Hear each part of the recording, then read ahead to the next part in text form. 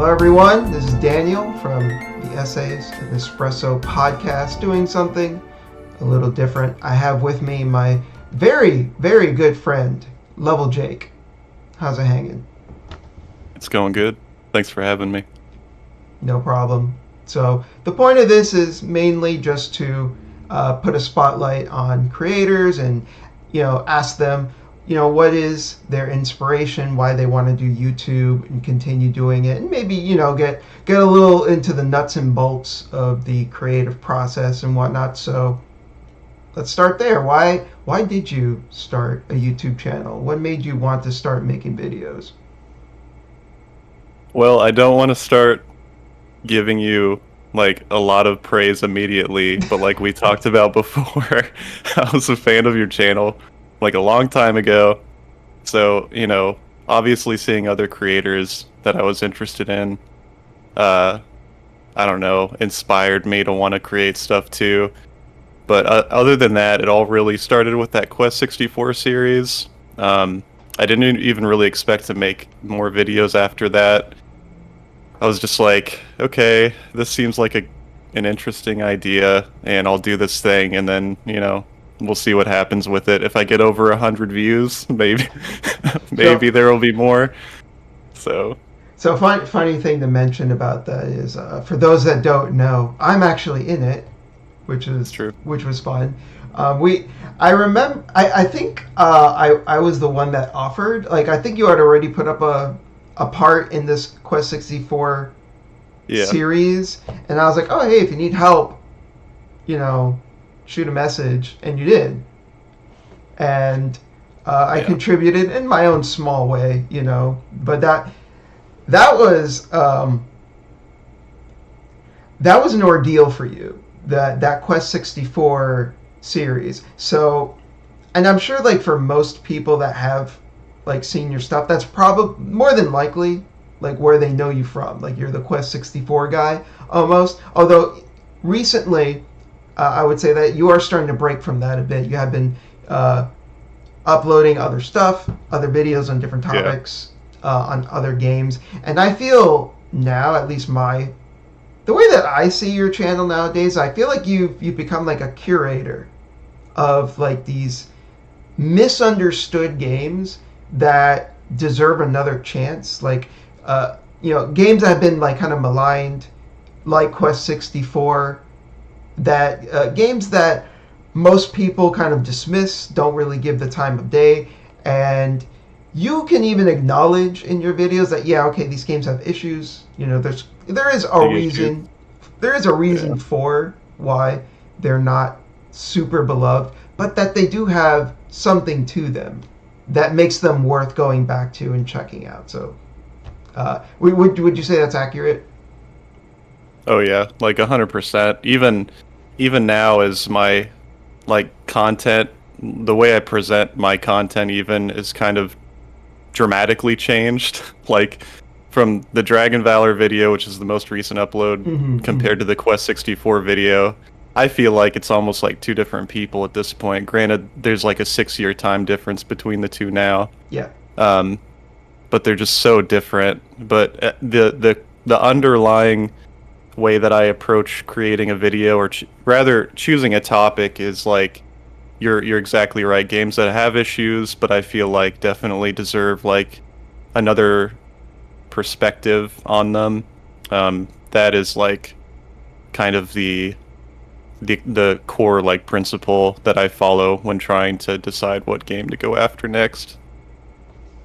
So, with that in mind, then, what made you want to choose Dragon Valor for since this was your most recent video? Dragon Valor's a little bit like not that interesting of like a story of why I picked it compared to something like Quest 64 or my other videos, only because I went and saw some friends in Texas, and I'm just like emulating this game for them because we're bored and don't have anything to do. And like I start that video talking about this character's walk animation being kind of like funny and strange, and then it turns into like him kind of being like an interesting, strange character anyway. And then like, well, why is he this way? What's his But all deal? that came from Yeah, exactly. All that came from streaming that with my friends, and then one of them like kind of like walking around his living room emulating his walk, which was really funny.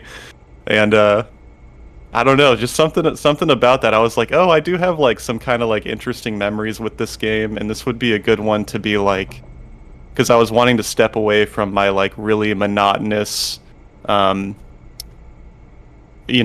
not personal perspective on my reviews. Like the Quest 64 videos are very um they aren't informed really by my opinion. It's like this is just how the game is. Here's like 12 hours of me explaining in absurd, almost annoying detail all these things about Quest 64. And Dragon Valor was different because it was like, yeah, this is like what I was doing in my life when I found this game. So that made like it very interesting to talk about. But then like everything else, it is a game where I feel like there was so much work put into it, and even if it's not perfect, there was a very, very clear vision of what they wanted for this game, especially because Dragon Buster is like the Mhm. series it comes from, and they were wanting to like put life back into that series, and they gave all these nods to their previous games in the series with this new title, and I can like feel like the passion that Now Productions had behind it when they developed it. Again, even if it's not perfect, so it's the same as my other videos in some ways. It's different in others. Was that your Yeah. question? No, yeah, yeah, I no, you're already good. forgot. No, you're Sorry. good. Don't worry about it. But actually, I'm glad you touched on uh, the nostalgia and like the personal aspect of it. I feel like nostalgia in particular is a big part of the games that you chose for your videos and that personal connection. So let me ask you this then. Uh, there's only so many games that we've grown up with and had personal connections with. And obviously, you can't make videos on all of them. Not all of them left a meaningful impact. So, what will you do when you reach a point where you feel like, okay, I've talked about all the games I want to talk about, from my youth. How do I move forward from there? That's a really good question, and one that I was literally just thinking about the other day. Um, I don't like joking about my output rate aside, like you know, taking so long between some of these time gaps in my upload schedule. We could make a joke about like I'll be 90 years old before I run out of games to talk about just because I'm so slow. But And then by then, other games would become nostalgic. yeah, exactly. So there's probably like a vicious cycle there. Sure. But I don't know. I feel like I have like so many. I have these weird like nostalgic attachments to. I don't know if that's just like the kind of person I am, but even if I were to upload videos like once every month, I feel like I would be sick and tired of YouTube in general before I ran out of games. But to actually like approach your question the way that you framed it Mhm. with a more like sincere answer, um, I don't know, because like I could always, I That's guess, fair. go back to a game I've touched on before and make another video about it from a different angle. Like that would be interesting. Like the Radiata Stories video, I didn't even really touch on the story on that one, and that is still like I think a game worthy of. There are story explained videos of it that are already out that are great. It would just be fun to put my own spin on it. So I guess stuff like that, I would keep making content in that way. Now, I think that's a good point, and I think there is something to say about returning to a topic or a Hmm. subject that you've already discussed because one, you're older, two, there's aspects of it that you didn't get a chance to discuss the first time around. So there is a lot of merit to going back and looking at it from a different angle. And as you brought up, there are people who have made, story breakdowns for Radiata stories, but come on, a story breakdown, or just a story explanation is not the same as what you provide, which I feel is a combination of, yeah, you do the breakdown and the explanation, but again, it's that added, more personal kind of nostalgic tinge that I think makes your videos, a little more engaging to watch, a little more personable to watch. So if you were to ever return to Roddy Out of Stories, I would look forward to seeing your take on the story, not just to hear your explanation of it, but to hear like what it meant for you, particularly how it impacted you when you were younger and when you first played the game. Because again, I think that is an important part of your channel, is that like personal connection that you have with the games, which in turn I feel becomes a personal connection between you and the audience. I wish I could put it as articulate as you do, because that makes me very inspired to like want to work on a video as soon as we get off this voice call. But if Hell that yeah. is what it is, then yeah, I love that.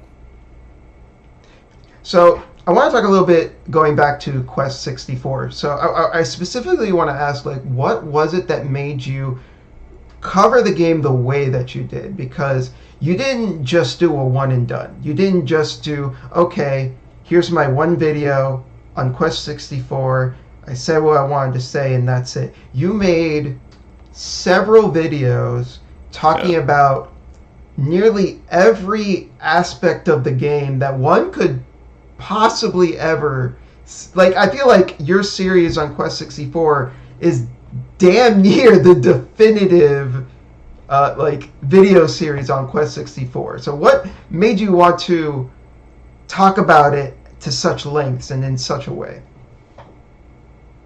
There's a lot to break down there that I'm going to try to nutshell. God, I don't even know where to start. I mean, it really all for me, the desire. This was back when I had seen, I was watching a lot of Matthew Matosis videos, and he has this very, very analytical, but still like incredibly interesting way of dissecting games and analyzing them. Yeah. So I was watching his videos a lot, and then I was also like, I don't exactly even really remember what it was that made me want to talk about Quest 64, other than being on YouTube, scrolling Quest 64 content and being like I really love this game. Why are people just like shitting on it? And then I would watch like I would be at work, I'd be on break and like scrolling through the YouTube vid, and I'd watch every Quest 64 video. I probably watched like 100 videos on Quest 64, and 90% of them were someone just turning on a camera and recording their gameplay and being like, this game is poopy, like, oh my god, look at his hair, that's so dumb, just like no substance whatsoever. And like I Mm-hmm. kind of interpreted that for a long time as like Pro Jared's Quest 64 video and his like type of sense of humor, um, the way that he talks about it and just dogs on it. People wanting to bandwagon off that for like for easy views, just like talking bad about the game. And granted, Quest 64 does have a history of its reception being like, or rather growing negatively, and people like bandwagoning onto that. When really it's like my Quest 64 series is not very good. Like from any aspect other than the fact that it is very thorough, which you could argue whether or not that's exactly a good thing or not, but I'll get to that in a second. Um, there's this huge base of people that have this really strong nostalgic attachment for, and they want to have like their feelings validated in videos as well. Which I feel like if my videos did anything, it kind of gave them a little bit of that. There are other people that I feel like have done it better, especially by now. Like Triki's video is fantastic. It's both funny and like a positive interpretation of the game, which I think is why it's like grown so popular. I think it's like almost 700,000 views now, and there are others as well. But Just yeah, I would recently, see. Mr. Josh, his video was also Yes. pretty good. hmm That was I think like 3 or 4 months ago, and his was similar in a way where it broke down everything. I think his video is like an hour and a half long. It's really good Mm. for both like the gameplay mechanics and the story. But mine was the inspiration came out was from watching all those negative videos and then like harping on one point in particular, which was people in every video would be like the story sucks or there is no story at all. And my interpretation of the game was like there's definitely a story here. Clearly the game was not finished. That doesn't mean there's a lack of a story or there aren't like interesting story related things Yeah. worth like looking into. So my idea was, okay, I'm gonna kind of make a video in this mathematosis vein Style. of yeah, in the style, which I should not have done, but I did it anyway. Um, and make them in that style, but like make it so it was almost like a meme.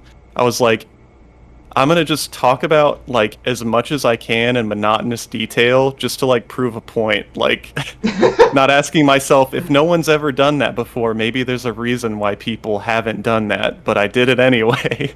But no, Like and then I had yeah. I think you're touching on something that is part of my creative drive as well. It is that there is a type of content that doesn't exist. And Yeah. you feel that void, and instead of waiting for someone else to fill it, you're like, I'm going to do it. I'm going to fill Yeah. that void. I why isn't this type of video, like why isn't this subject being talked about? Why okay, I'll do it then. I feel like that's Yeah. every video that I've ever made, practically. It is talking points that I don't hear getting discussed. It's games that I feel like aren't getting talked about the right way or enough or whatever. I think there's value in that. I don't agree with the notion that like, oh, it hasn't been done before for a reason. That's not necessarily true. I think it's the bystander effect as well. It's just a matter of, some people just assume like, oh well, someone will get to it eventually, and sometimes you have to realize no, that person has to be you. Yeah, And it's true. as someone that also makes videos, I definitely sympathize with you when you talk about how you reflect poorly on your Quest 64 videos. So I definitely get it, but I still appreciate those videos. Not just because I happen to be in one of them, but because I feel like a lot of what you said about Quest 64 needed to be said.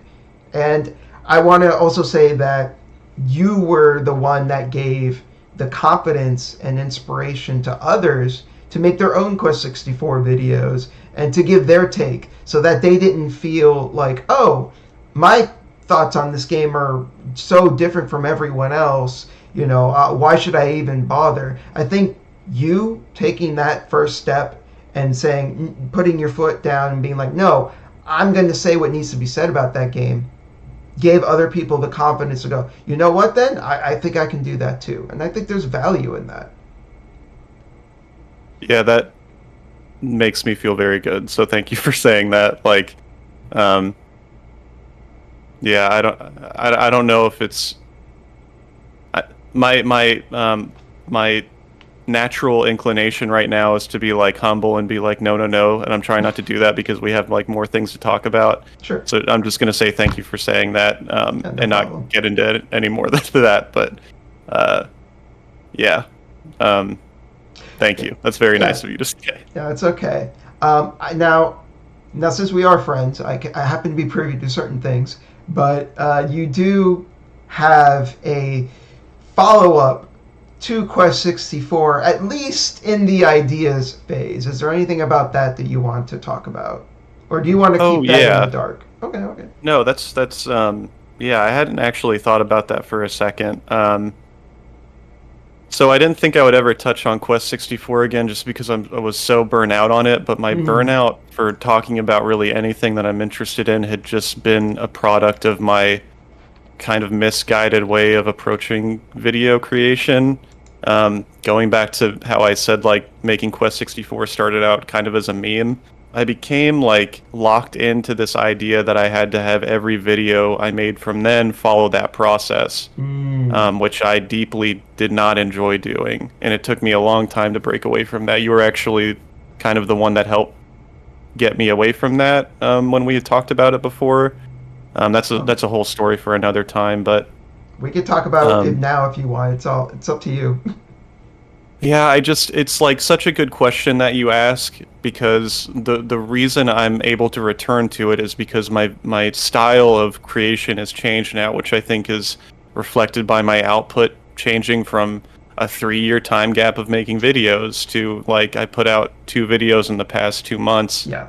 Um, so the Quest 64 video has to, the new one has to do with getting away from that, and then like my video process becoming different, and also because my videos are getting so much more personal. That's what I want to touch on in Quest 64, because in chasing that, like, I want to make a 10-part video series of Quest 64 story that's like an hour and a half long. Getting away from that, when I did that, there was no room for me to talk about myself or my own feelings, which were like kind of why I started the series, and then it totally got lost in making the series. It's really weird Mhm. how that actually ended up happening. So now, like the newest Quest 64 video, I feel like when it's done, if it follows the vision I want for it, it'll be as if all of those videos are put into one single video, but then also has my own personal feelings within it.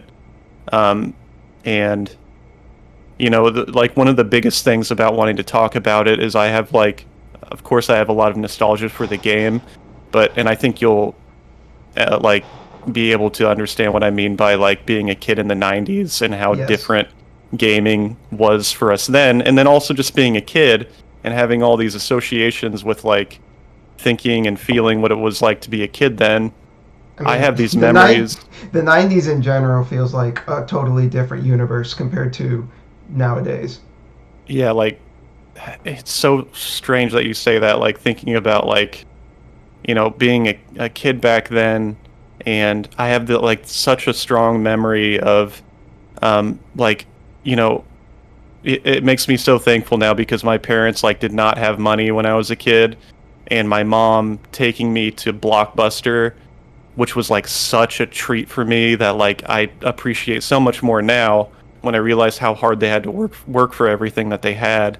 Mhm. But her taking me to Blockbuster and me picking out Quest 64 and taking it home, and like not even knowing what an RPG was, not knowing what game genres were back then. So when I rented a game and took it home, not only was I not playing games that often because we didn't have a ton, but it felt like a game could be anything when I put it into my N64. I could never predict what to expect back then, which made gaming more incredible for me then than it ever would be as an adult. I still enjoy games a lot. I enjoy playing new games, but so much of my nostalgia is rooted in that feeling of complete and total imagination and unpredictability with what I was about to experience. I, So I want I, to touch on that a lot in my yeah, video as well. yeah. I feel like, and I don't want to speak on any kids like experience playing games nowadays, but like at least for me, man, when I was, when you talk about going to Blockbuster, renting a game, not having any real expectations, like it just felt like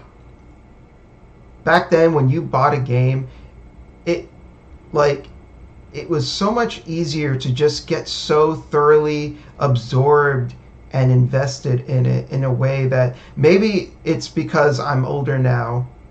Maybe that's the reason why. But Yeah. I think part of it was also that when you're younger, you don't have access to like a bajillion games, right? Like Yeah. nowadays, I can just turn on even just like the Nintendo Switch, download like 50 bajillion games on your computer. You can, download as many games as you want, put it on your Steam Deck, do whatever. But every singular game that you could get your hands on as a kid, that was like your whole world almost. And Yeah. I just don't think it's the same nowadays, even for kids nowadays. And maybe I'm wrong, but that's how it comes across to me. It's like the conversation's been had before with other people where it's like, when we were kids, when you played a game, didn't matter if you didn't like it, you were stuck with it because you couldn't just get online and download another game. Um, so yeah, it was different, and it's also different because like this is a point I also make in the Quest 64 script for the new video, that I've kind of worked on a little bit, is that as an adult, like I'm constantly looking for an explanation for reasons in video games. I can't help it. It's the way like my adult mind works compared to as a kid. With a game like Quest 64, there isn't an explanation for a lot. But as a kid, you're okay with that because it doesn't matter. You're just playing this game. You don't have all of these expectations for questions to be answered. So for a game like Quest 64, where there's so much empty space for your imagination to run wild, I feel like playing that as a kid and growing up with it, being able to have like my imagination blossom because of the unintended way that the game was released, where there is all of that empty space to run wild with, that made the game like very impressionable for me as a kid who had a wild imagination. Like playing that game is so different now as we see it as an RPG and we know what RPGs are and what they typically entail. And being a kid and not knowing again what a genre of a game is or what to expect from it. I remember like this might not mean a lot to anyone, but I know you'll know what I mean when I say it. But like going to Dondrin, and the townspeople are talking about, oh, make sure you don't stay out at night because there's a thief going around and stealing things. I'm not saying that verbatim, but Mm-hmm. I would play the game and it would become nighttime in Dondrin, and I'd be walking around and I'd be like, is there going to be a thief that's going to come out and attack me? Like, I'm so scared. Yeah. Stuff like that. No, yeah, especially back then before that. I want to say the internet was around at the time, but like Yeah. it's not how it is today. Where today everyone has access to the internet. Back then it was much more difficult to go online, and as a result, there wasn't an easy way to just look stuff up. So, It's true. and you would talk to your friends, and your friends would just make stuff up. Your friends would just be like, "Oh yeah, did you know that in Metal Gear Solid, there is like a secret dirt bike that Gray Fox will give to Snake?" Like just complete and utter like nonsense. But like, Yeah. but that was the thing. Like I feel like games back then were more mysterious Yes. in that like it's not nowadays where people just data mine things, right? Like immediate when a game comes out, a game is data mined. We know everything about a game like not long after it comes out, and it just wasn't like that. Games were much more secretive. Like there was stuff in those games where we were just like, oh, what's behind this door? I can't get behind. And then years later you find out it isn't actually a door. It's part of the wall geometry. Like you Right. weren't meant to go through it. It's not anything. But as a kid, you don't know that, and you're just like, you'll place like bombs there or whatever, and nothing happens, and you think like, oh, maybe I have to do some secret thing, or it's like gaming was just different back then. And I feel like if you want to capture that in your next video, I'm really interested to hear your thoughts on that and to see how you capture that and articulate that feeling. You summarized that so well. Like, first of all, just to go back to the kid thing, like, if you didn't have access to the internet, you go to school the next day, Mm-hmm. and, you might talk to your friends about whatever game that you're playing, and most of the time it was just like crap. Like, they were just lying to Yeah. you about, whatever. Like, the story I always tell, I had that friend in second grade who told me in Majora's Mask, you could get Majora's Mask and turn the townspeople into frogs. That's always like my anecdotal story. That's Um, that's pretty cute though. it's pretty funny. But like my perfect example of touching on what you just mentioned. But yeah, like it's so I like when you were talking about like there's like a door here, and as a kid like you don't really know what your expectations are for the game, so it's like you're like, I wonder what's behind there, like maybe there's a way I can like figure out how to actually get there. So when you were playing a game as a kid, and you couldn't just get online and find all the answers that you needed, there was a lot more mystery, and then like you approached games differently in that way. Like you were willing to like do things that as an adult we would look at and be like, why are you running around like this house that clearly like you're not meant to enter? Like there's not going to be anything in there. But as a Mhm. kid you're like, oh, I've got to figure it out. Like surely like this is here for a reason or whatever. So you said it a lot better than I did, but I completely agree. I eventually do want to touch on your Adiata video because I think that video is important to discuss. But before we get to it, you made a couple other videos in between. You made a video on Kingdom Under Fire. You made a video on Evergrace, and you made a video on Forever Kingdom. So, why did you want to discuss these games in particular? So we'll start with Kingdom Under Fire. I know that video is like technically unfinished. You wanted to remake it at some point. So let's talk about Kingdom Under Fire a bit. What was up with that one? It's actually being remade right now, and it's like, the joke, like it's almost done and it's really good, but it is almost done and it is really good. Looking forward to it. Or at least it's almost done. And real quick, I just find it yeah. really funny because one of our friends, you were streaming the game, and your friend would be like, our friend was like, "Oh, it would be really cool if this, that, and the other," and you were like, "Dude, that's what I've been saying. This game does do that," and he was just like, "I just haven't been paying attention, man." Yeah, I'm actually like. I was not even thinking about that. I'm glad you mentioned that because that's where so much of my frustration with like people's interpretation of a game comes from. Like I'll play a game like Kingdom Under Fire, which has people, back in the day when the game just came out, this is all the way back in 2004, reading articles of the game and people being like, oh, it's like Dynasty Warriors because you can like hack and slash across the battlefield and there's like this metal music playing. And it's like, I don't want to say too much because I don't want to make a review out of this video, but it's like it runs so much deeper than that in Kingdom Under Fire. Really, the only reason that video started to exist was because I wasn't finishing the Quest 64 series because I was really burnt out, but wanted to put out content. That was just the next game that I'd wanted to talk about at the time. Then I didn't end up finishing that to finish the Quest 64 video, and then by then I'd moved on and was like, okay, I have another video topic I want to make. So it's really just like, it's not really a reason it didn't get finished other than I was just moving in a really weird order with putting out content. For sure. But Evergrace and Forever Kingdom before we get to them though, I do want to relate a bit to what you were saying because I'm sure I may have even gifted it to you possibly. I don't know, the Yakuza series. Yeah, I think you may have gifted me Yakuza 0. Possibly. Yakuza 0, maybe. I don't remember. Yeah. If not, I'll get to it because you. No, it's okay. You can't tell me what to do. You're right. Right. But the reason I bring it up is because thankfully nowadays I don't really see this crop up nearly as much or at all even. But there was a long time, and you've probably heard this yourself, that the Yakuza series was a GTA clone.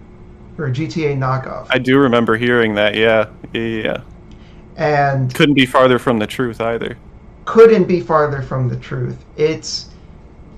There's no driving, except as a mini game in some of the entries.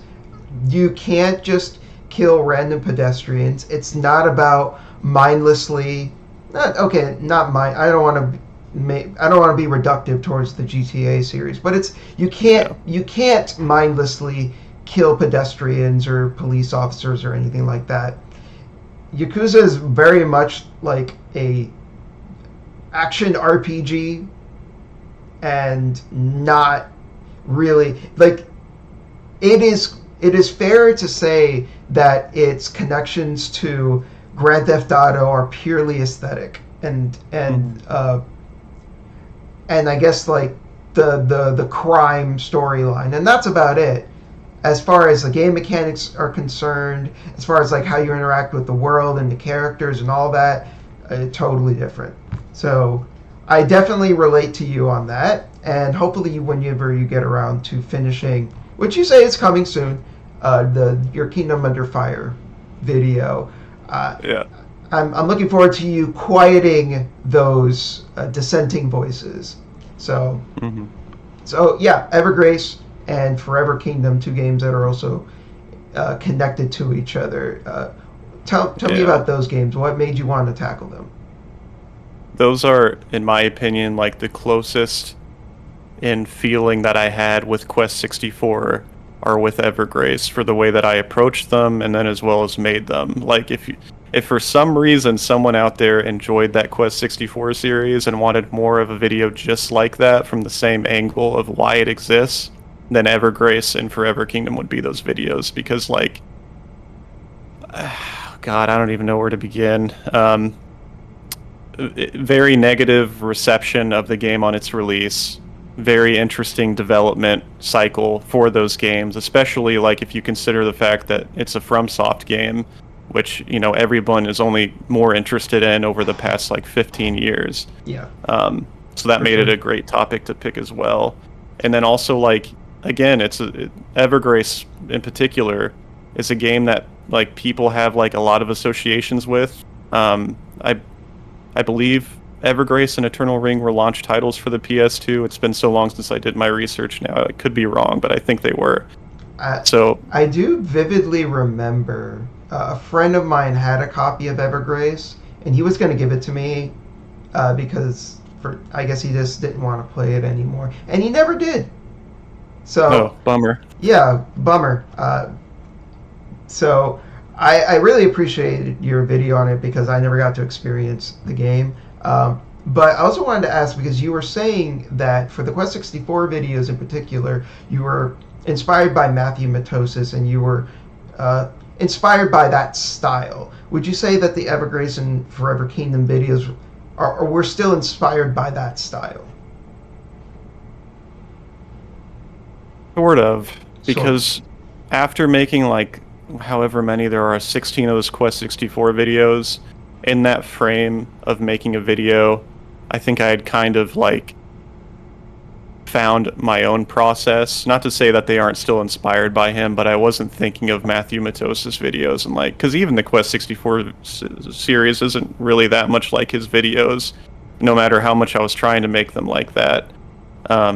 So I would say, even though they're both like very Matthew Matosis-ish, I was starting to like move away from that. Specifically, like I think the whole having the very detailed story explained section of those videos was kind of becoming like my own brand, which I don't really do that much anymore for like my own mental health. But that's what took that Evergrace video so long, was just like, going through the light novel, going through the instruction booklet, playing through the game 4 or 5 times, taking any nugget of information I could to try to connect these points on the story. I couldn't finish the video until I got in touch with the person who translated the light novel and was able to ask them a few questions. I'm completely failing on what their name is right now, which I feel awful for. It's just been so long since I released a video and talked to them. But I mean, like, that video that was a struggle. That was very hard. I'm glad I did it. And anyway, I'm getting away from what your question was. But yes, they were still semi-similar to the Matthew Matosis videos, but I was starting to kind of like break away and do my own thing. Yeah, move into your own direction. Yeah, I mean, I'm sure you know who Hideki Kamiya is. Yeah. So he has a tweet in particular that always resonated with me, which is somebody was asking him, how do I be as cool as you? And normally Hideki Kamiya would give like some sarcastic kind of like, almost violent response to most people, but he actually gave a really great response to this person. He says, you just got to be you. There's only one you in the world. So it's true. It's great advice. And I'm glad that you feel that you were able to move on from the Matthew Matosis style that you were trying to emulate and started to just come into your own. I think especially with the Dragon Valor video in particular, I feel like you've truly started to accept your style and to really move forward with just being yourself. And I feel like that Dragon Valor video is like one of your most fun videos. Like I really Oh enjoyed yeah, it, and it sounded like you it's had fun still. making it too. Yeah, I did. I think that's why it probably came out so quickly. It's just like I enjoyed making it. Um, just to get back to what you were saying, sometimes when somebody tells you something like just be yourself, you can't really take that at face value because it's like I don't know, you don't really like know them or you think they're just kind of giving you this like very bland vanilla advice. But someone like him, I love that picture that's floated around of him. I think he may have even been the one to upload it. You probably know what I'm talking about of him when he was younger with his mom and he's like Yeah, decked out. Yeah, that is a man who has always been himself, unapologetically yeah, himself. yeah. So when he tells you just be yourself, you take that to the bank. Yeah. Like It, but it, it actually it yeah, feels like it means something coming from him. Yeah. absolutely. But yeah, Um going back to Evergrace and Forever Kingdom. So though from what I remember of those videos, because you released them like 3 years ago, they were very much like story breakdowns, and like you said, you brought up like the light novel as well. Um, would it be fair to say like those videos were fulfilling the same kind of need that the Quest 64 video did, in that these games were not being talked about, or the merits of these games were not being discussed in a way that you found satisfactory, so you were there to kind of like fill in that void, so to speak? yeah, the way that you frame that question just reminded me of like how the two Quest 64 and Evergrace overlay each other because like both of them have very very good soundtracks in my opinion Yes, that are agreed. typically like yeah, they're typically like the first thing that people think of when they think of those games. um like Quest 64, again, like I say this all the time, leaving the monastery, going down that winding path into the village, and you have uh Masamichi Amano's track playing of like the actual Melroad village. It feels like so epic and huge. It's just such game soundtrack is so good. But it's the Mhm. same with Evergrace, like with Kota Hoshino. Um, you know, people even if they don't really remember that much about Evergrace, they remember the start of the game and how like bizarre the soundtrack is. And I use the word bizarre like not negatively at all. Like so much about that game is like bordering on the avant-garde. It's really like an interesting setting and Very, world and soundtrack. Yeah. very So anyway, eclectic. yeah, absolutely. So those games are very similar in that way, in where like the memories that people have of those games are like soundtrack, world, unfinished story, like all these things. So it's very easily to jump from one to another. And these are And I, two games as well that you grew up with. yeah, yeah. That makes sense. Yeah. So, so like, I actually, that leads me to something else. Then, what does a video by LvlJake look like if you haven't grown up with the game? Have you have you thought about that? Yeah, I don't know. God, that's a good question. Because I've kind of thought about it before about making a video I haven't grown up with, especially like when Kingdom Come Deliverance 2 came out. You know, I love the first Kingdom Come Deliverance. I've talked about it a lot. But that's not a game I grew up with. That was a game I played in like, my 20s. Mhm. Um, it's just hard to say. I feel like I would instinctively approach it the same way, but I wouldn't have the same things to say, so I don't know. I guess only time will tell. That's really the only way I can answer that. I don't know. I don't know. I don't know. No, that's fair. That's That's fair a really good question. Something I'll have to think about more. Yeah. for sure. No, uh, so going back to Evergrace and Forever Kingdom real quick. So am I mistaken? Is there like a third game in that series, or it's just those two? Yeah, it's just those two. I think it kind of gets lost in the um I thought from he. Soft's weird, like, because some of their games will Mhm. connect with each other. Like, Eternal Arms has one of the monsters from Demon Souls in it, the Vanguard, and then like you have games like Lost Kingdoms that released around the same time for the GameCube. and they kind of feel similar and have a similar setting. So like those, I yeah, thought, yeah. So actually, now I know why I asked that because I remember around the time, um, Eternal Ring was another FromSoft game made around that time, and I thought that you were going to tackle that next. Um, I don't know why. To me, Eternal Ring we felt connected to those games in a way, but I guess they don't actually have anything to do with each other.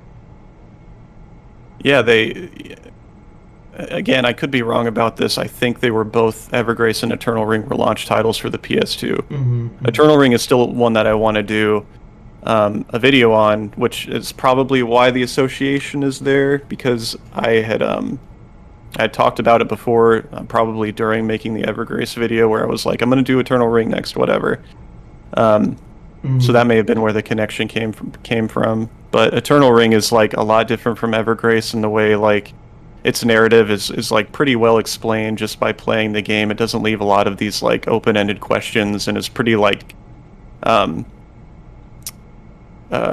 I don't want to say consistently like well made, but it's a game that like from beginning to end you're getting like a pretty even ride through that game experience where everything feels like it was like packaged well and then released as like, this is definitely what they were trying to make when they released the game, whereas something like Evergrace does feel like very rough around the edges and had issues with its development that made it so like it wasn't maybe a complete project. Okay, So yeah. so that reminds me then.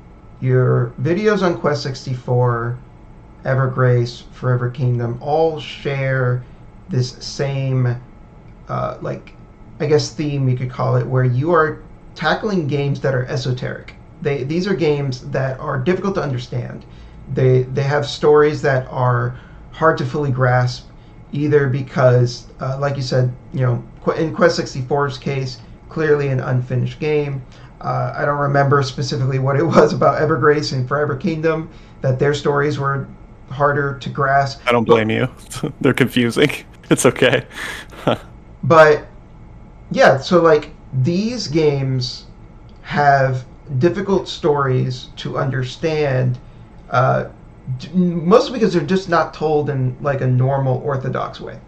But I think that's why your Radiata Stories video kind of stood out a bit, because Radiata Stories is a game whose story is very simple to understand. There's not really much to it. You could play that game one time. You don't even need to play it to see both routes. You could play it one time and pretty much have a pretty complete understanding of that game. So, what made you want to tackle Radiata Stories? And maybe we can go over, because that video had some trials and tribulations that it went through. So maybe we could talk about that a little bit. So, but going back to the original question, why did you want to tackle Radiata Stories? I don't think this one has a very interesting answer either, like because I had just finished the Forever Kingdom video and was working on a, the very early stages of making a video on Azure Dreams for the PS1. Okay, Um, interesting. and I like literally like the second day I was working on that, I messaged a friend and was like, I don't feel like I want to like make a video on this game yet because this game is like way too important to me, and I don't feel like especially coming out of the Forever Kingdom video, I was like, I feel like I want to move away from how I did videos before, and I don't know if I'm ready yet because I haven't put out enough videos to like really have a good idea of what I'm even really doing anymore. So then he had actually suggested to me Radiata Stories because I'd played it on stream before and was recording footage for it, but I never knew if I was going to use it or not. And I was like, well, now's a better time than ever. So I finished recording for it. So I didn't really have like a strong place I was coming from with that game, other than I thought it was a great game. One that I don't hear talked about too much anymore. I knew that there was a community for it, and I knew that there was a petition going around by Revive Radiata on Twitter or X for the game to get an HD remaster. That's literally like the only place it came from. And I think that probably has a lot to do with like I mean, there were other issues with me putting that video out and having it finished, but like I wasn't really like inspired the same way I was with my other videos. Did you grow up with Radiata? I did. I remember like looking over every Game Informer article that I could find when I'd go and visit the library to try to find like anybody saying anything about it, and then eventually like I kept up with it through magazines because I didn't have like consistent access to the internet. And when it released, I was actively like waiting for it. Like anytime I'd go to Blockbuster again, I'd be like looking for it to see if it was up for a rental. And then I remember taking it home and not liking it at all. Really? Because, Interesting. yeah, Why? this goes back. This goes back to the stuff I've mentioned before about I just had like this very specific frame of mind and what I wanted a game to be. And you would think like I would have known this after like painstakingly researching it. Like, this is not a game where you're gonna make a character. This is not a game where you get to pick your own class, kind of. Mm-hmm. But I played it and I was like, that's the kind of game I really want, but I'm going to give this game a shot anyway because I've been like wanting to play it because I really liked real-time combat as well. And then when I played it, I was just like, man, I just want to go play Phantasy Star because in that game I can make a character and like role play as myself, like even though I'm just playing the game on my own. It's kind of silly and like doesn't really make sense, but it's just like the mind of like a sixth grader. Like, I don't know. Yeah, I mean, when you're younger, sometimes your mind works in mysterious ways, and you don't. I feel like even as an adult, sometimes I don't understand certain things that I do. So yeah, that's. But yeah, I totally played fair. it and like I didn't even really give it a fair shot, and it's weird. I didn't play it again for like another 3 years. I was in high school when I played it, and then I was like, this game is amazing. Like, why was I being such an idiot, like not giving it a real chance? Because it's like it's so funny and like the character designs are incredible and the world is like so beautiful and colorful and all this stuff. So yeah, Another banger soundtrack. another banger soundtrack. That's true. God, yeah. So, amongst our friends, in particular, we've kind of developed a joke, which I think started with you, about how the video's almost done. It's really good. Do you want to walk us through like what exactly video production issues that you came up against with that video? Why did it take 3 years for you to make that video? And I even distinctly remember at one point you canceled the video, and I thought, Yeah. okay, the video is not coming out ever, and then you just like tripled down. Instead, you're like, no, I'm gonna finish it, and then you did. So, you want to talk about that? Yeah, the process of me making those videos all the way back to the Quest 64 videos were following this pattern of I'm going to introduce the game, talk about its development, go over the setting, talk about the gameplay, and explain the story. And I did that with every video up until that point, except for the Kingdom Under Fire video because that wasn't finished. But from Quest 64 to Radiata Stories, that was my thing that I did. Even halfway through the Quest 64 series, which had started 6 years ago, I was already burnt out on that process of doing that. But I did it anyway because I was just locked in this mindset, like it's just what I have to do. I was getting positive feedback from it and was like, I can't escape it, which is silly to say now, but that's just like how I felt back then. So I finished Quest 64 following that pattern, even if like the early signs were there. I think there was a year break between like Quest 64, the story explained part 1 and part 2, but I managed to finish it, went on to Evergrace, had a similar thing, experienced deep burnout like halfway through it because of that, trying to follow that process, which I really wasn't even enjoying. I loved the end process and I loved like the early stages of it, but just like I don't know, there was so much about it that felt like redundant and like wasting time. Like I had a friend of ours was just like, you touch on the same thing like multiple times in a video just to make like one very small point, and I'm like, you're absolutely right. But then I got to the Radiata Stories video, which started out like coming along very nicely. Um, God, I don't even know if we've talked about this before or not, like just like personally talked about.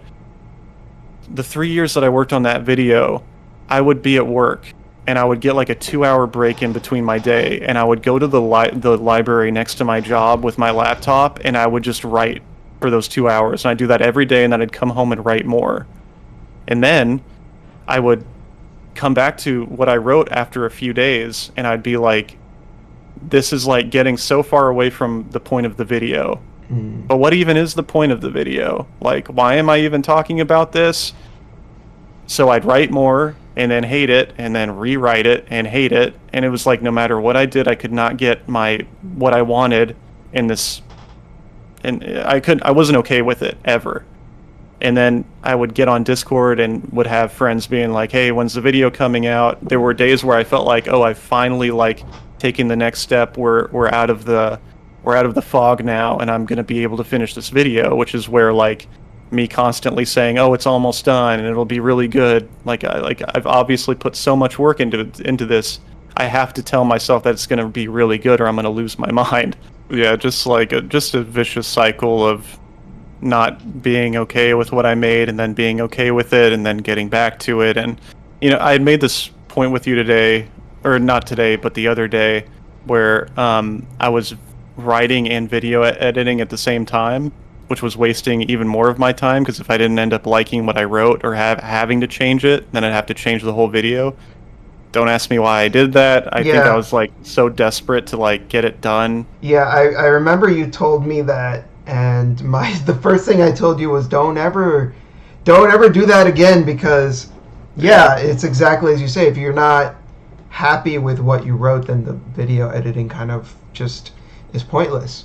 So yeah, the script should be the first thing that you finish, because otherwise the script kind of acts as like the foundation for the rest of the video to build off of. So if the foundation itself is shaky, then everything else that you build on top of it's just going to fall. Which I had done that for my other videos too. For Radiata Stories, like a part of me felt like even if I'm not okay with it, if I put in all this work into writing and then doing my voiceovers and my editing, even if I don't like it, I'll have put in so much work that I'll like feel forced to just keep moving, and that just it didn't work. It just didn't work that way. Whatever my headspace is for being okay with whatever, you know what I'm saying? Yeah. No, I hear you. But the video eventually came out, and Somehow. God. But it did pretty good. I mean, it's sitting at 20,000 views. I mean, I consider that a success.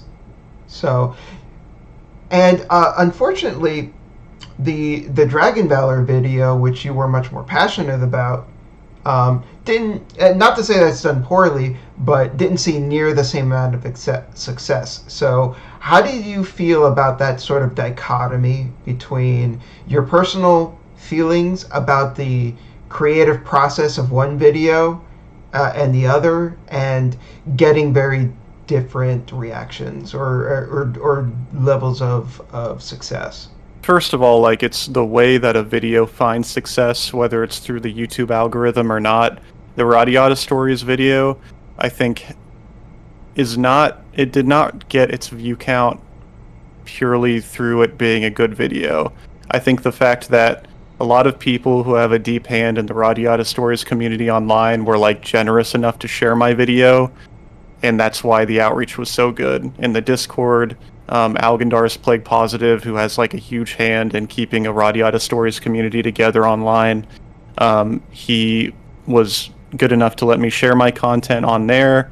So I don't think by the merit of the video on its own it would have reached 20,000 views. I think that just has a lot to do with big people in the community were good enough to share it. Because at the end of the day, I don't want to like sit here and like make it seem like I'm like trying to appear humble. I just don't think it's like that good of a video. Maybe other people, especially big fans of Radiata Stories, will have a different opinion, because it's a very positive, like in the thumbnail it's like an almost perfect RPG, which I do feel is like true in a lot of ways. But yeah, just based on the merit of the video on its own, the view count doesn't really mean that much to me because I don't think it made it there because it's like this great video. It's just because people were helpful. Um, That's so the fair. Dragon Valor video comparatively, I don't look at like the same way. The fact that its view count is so different is like kind of fine. My frustration with it is mostly because like two things. One, I think it could have been even better because I was still just a little bit in that mindset where I was making it like my older videos just a little bit, which I think held it back.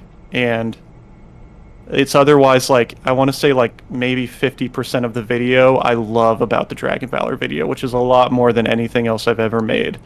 Um, and there are parts of it that I'll even like look back and watch and be like, I'll laugh at it because I think it's funny, It is which funny. is big for It's a me. really fun video. That's big for me.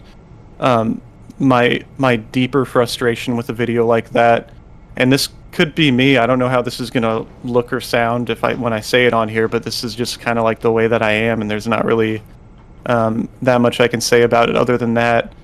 But I'll see videos where I'll see somebody talking about a game that's like popular to talk about right now, and for the first like several minutes they'll talk about like themselves and not the game, and it'll get like hundreds of thousands of views, and I'm just like I'll get frustrated because I feel like I put like a part of me that's like really kind of personal and talking about these intimate things with my life and gaming. I'll be like I'll get jealous. I'll be like, I don't understand why like this video doesn't do better than a video like that I watch, and I almost feel like annoyed. Like I don't know if that makes any sense or not. I feel like No, that's I just feel like the you. reality of like I don't want to say that their video is undeserving of like having all of these views or subscribers or whatever, because that's not really what's important at the end of the day. But I wish like my video was better represented and in its view count of being a reflection of the work that I feel I could put into it. Whereas I'll see what I think are very good videos, like anything by Jake Paul gets millions of views, and I'm just like, I Yeah. have friends in my life that I feel like deserve much more because they put so much more work into their stuff. I don't know. No, But I think what you're saying is valid. So much time and effort and blood and sweat and tears into the art that we create only for someone to happen to be videotaping someone farting, and then that what for some reason gets a ton of views. yeah. It's rough, but no, I definitely understand where you're coming from. I like changed the title like 3 or 4 times for my Dragon Valor video, and since then, like YouTube has not like indexed the video into like search results for Dragon Valor. So unless you like go to my YouTube channel page, you like can't see the video. I think it's Mm. still that way. It was that way like 4 days after it uploaded, and I haven't looked today, but it might still be the same way. But yeah, I think people haven't been able. Not like people are like by the swarm typing in Dragon Valor reviews on YouTube because like people aren't doing that. But I think that also plays like a tiny role into why it is not like as popular as it could be right now. But anyway, yeah, I that's all I mean, want to say. I mean, my most recent video also kind of underperformed views wise. So again, I can relate. But what I wanted to say was sometimes we do let those types of things affect us. But I feel like at the end of the day, I think it's more important to listen to what our peers are saying. So whenever I get kind of down about something, whenever I think about like, oh man, I made trash or whatever, I'll remember like, well, wait a minute, you know, Rasputin said that my school days video was really good. That has to Yeah, mean something. Like that yeah, guy's cool. Or yeah, obviously you've praised it as well. You know, our friends who have seen it, have praised it as well. Even though I'm kind of down on it, uh, I think it again.